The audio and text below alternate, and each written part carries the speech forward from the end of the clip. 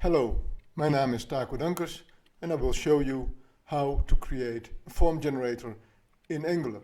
The idea is that we got a simple array of JSON objects, and from the JSON objects a form is generated by our application. We start with an ng new, create a new project, and then the first thing we will do is create a constant array with JSON objects that will represent our form. We add this to our project in a file, this JSON array, but you can also request it from a backend API.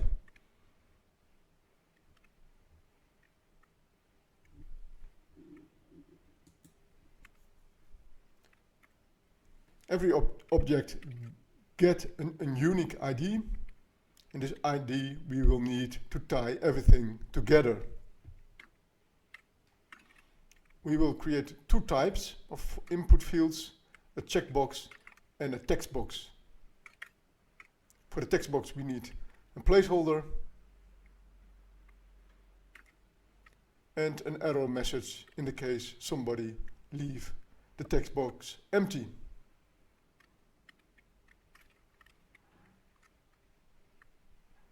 And we add a checkbox element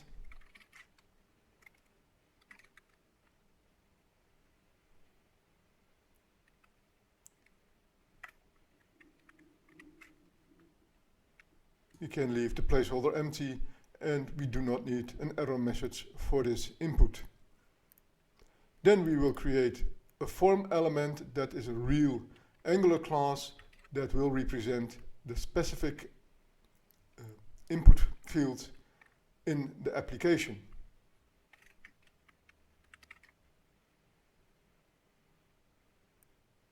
The form element has exactly the same properties as our JSON objects, plus some extra properties. We initialize them all empty.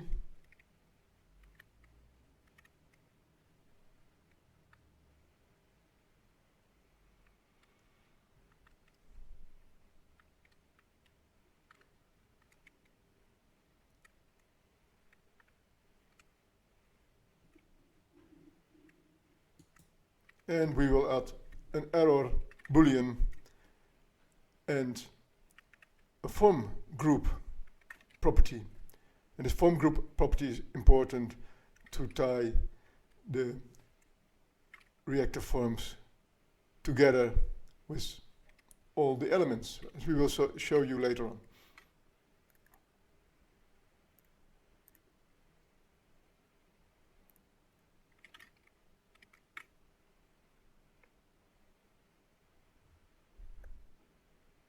So let's run the application. Be careful that you select the right port. We need 4200 as port, and here we've got our first result. What you see is what is generated by ng-new, and we will remove all this in the app component.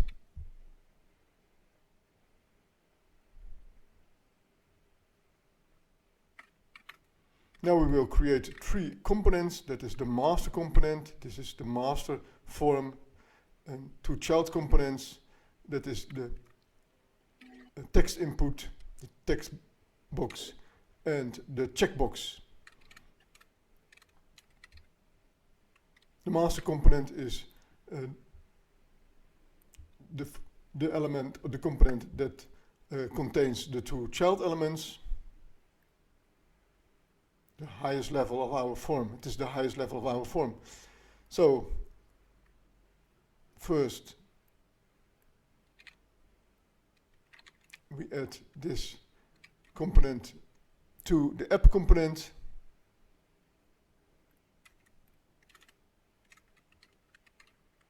And the first property we need is a form group. And that is an element that belongs to the reactive form library. Now we add the HTML. We will use Bootstrap as our style library.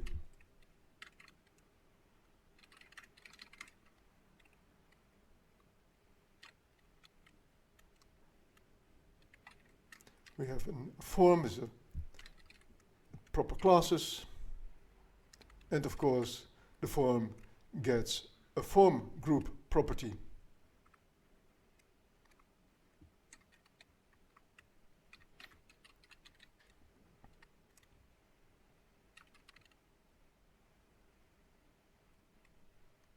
And the form group property is the one that we define in the code behind.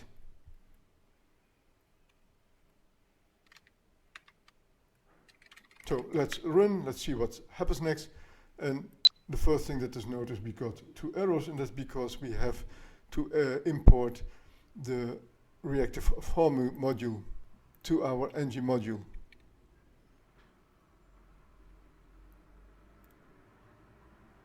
And now everything built.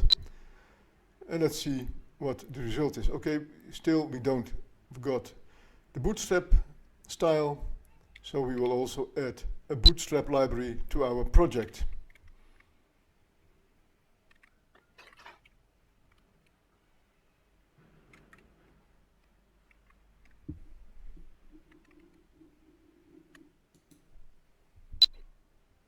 We will add the modules to our ng module, and there is an ngb module. And if we run everything again, oh, I forgot ngserve, let's do ngserve. We run it again, and here we see the bootstrap style. So back to our application.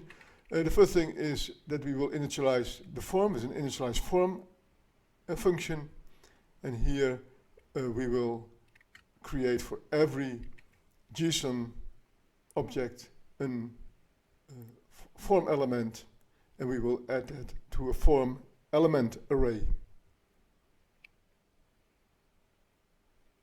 As we loop through the JSON array,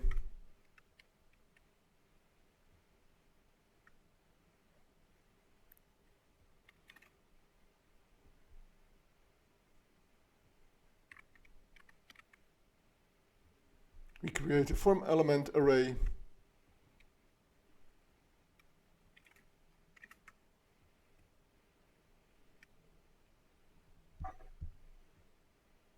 We have also to define the type of the array, and that is an array of form elements.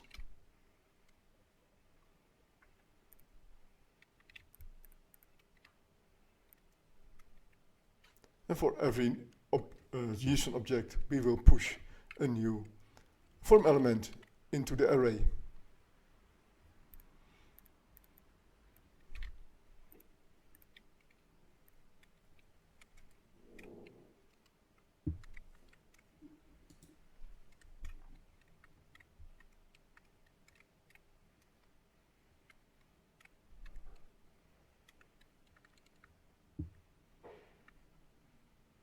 And the form group here is the form group that is defined as a global component variable.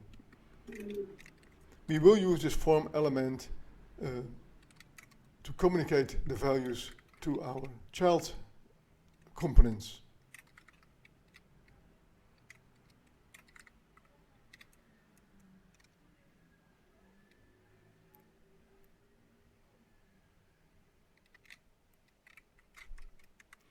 And we also have to add a new form control to a form group.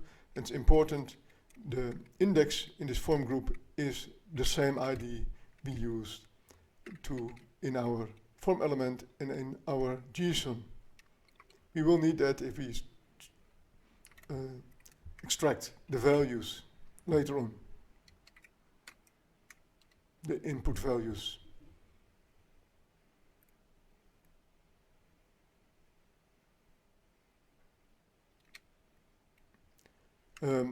Let's loop through the array of form elements.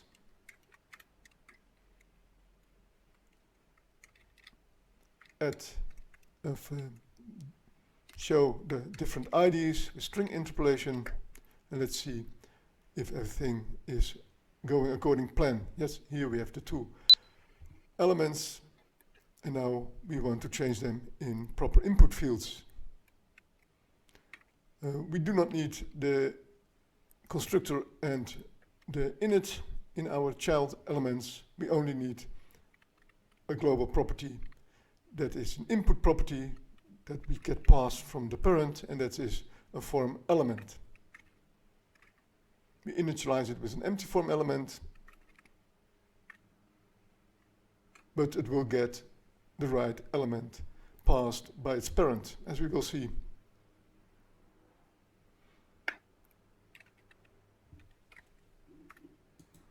Then we create the HTML.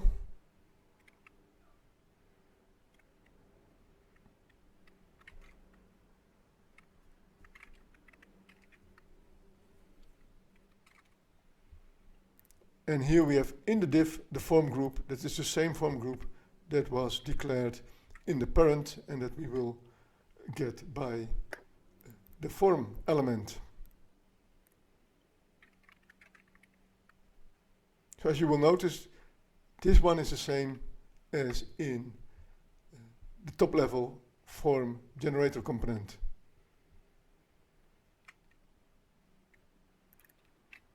Now we add the labels.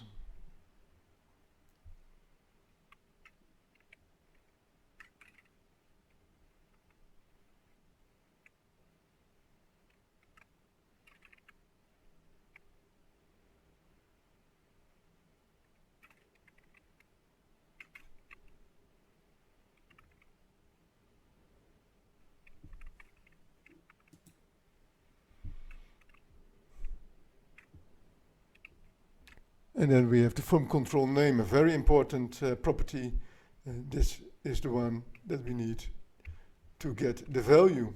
So we give it the same ID as the form element and the JSON object. Very important, the form control name.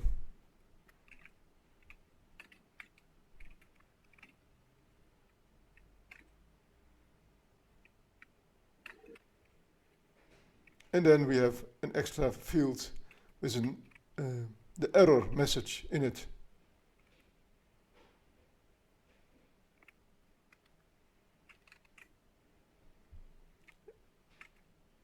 Whether we show this depends on the error value in our form element. And here, when we run it, you have to save it, and we have to add the control to the master.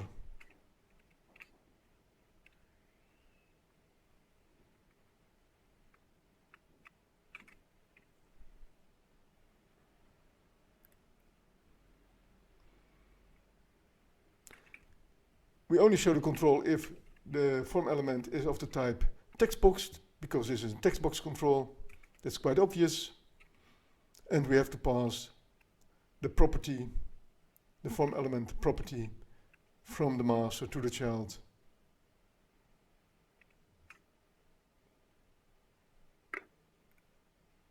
And this is this input field that will be populated with the element from the array.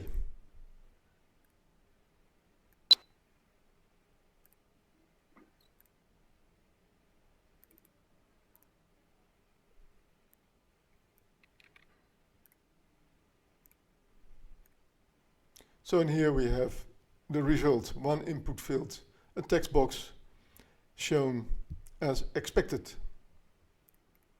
Now we will add the same, or do the same for the checkbox, remove the init, remove the constructor, and add an input field.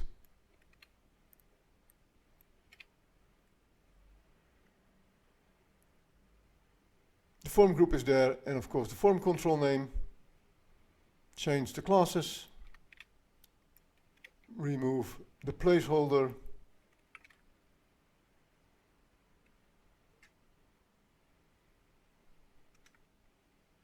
and remove the errors.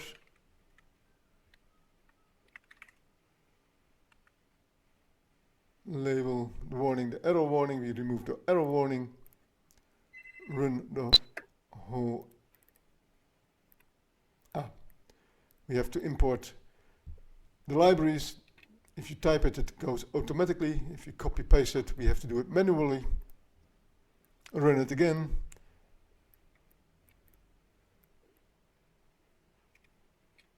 Of course, add the components to the master, change the component name, the type, and here we go. Another small mistake. The type, we have to change the input in type checkbox.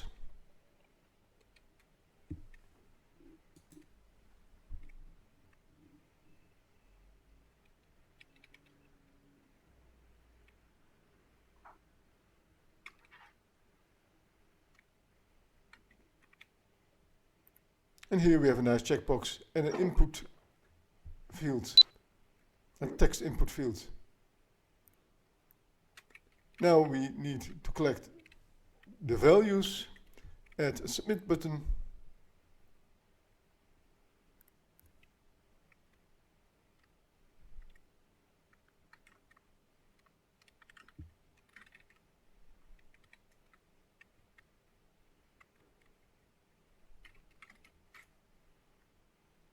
and add an on submit event handler to our form.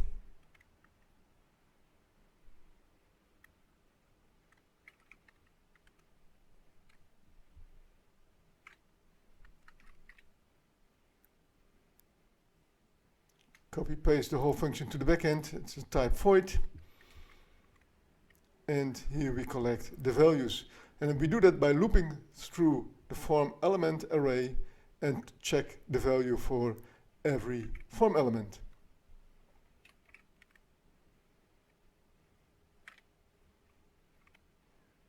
Of course, we can also loop through the JSON array, because this is exactly the same. But first we create a JSON item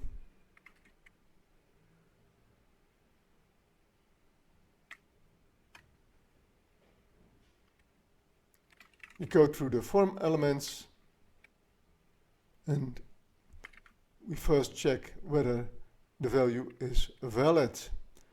And we do that with a call to the form group. We asked the form group to give us the value of the validity of the element with the ID. And here the ID is the same ID we use to add a form control to the group, the form group. If it is invalid, we set the element error on true, and if it is valid, we add the value to our JSON item. We will choose to show the result on the front end. Normally you hand over the values to the back end, but for this example we keep it easy.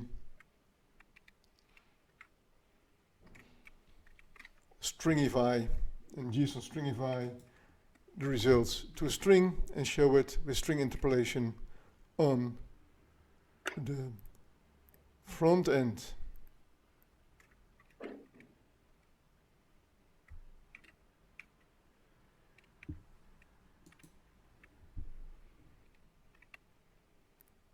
And here we are. We get one error message and one result in our JSON, and now we get two values, property values, in our result. Okay, we can extend this form very easily just by adding extra JSON elements to our constant JSON array. Add two input fields, and we will add an extra checkbox and another input field.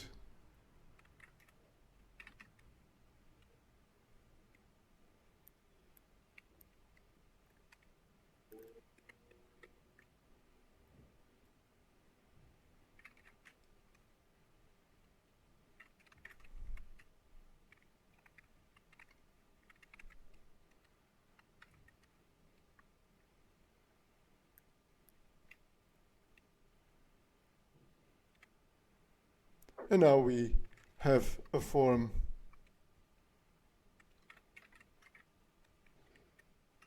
with, I think, 3 input fields, text fields, and 2 checkbox. And let's see, we have 3 input fields, and we can put them wherever we want. And let's see how the values, how the input is handled. We select push, submit,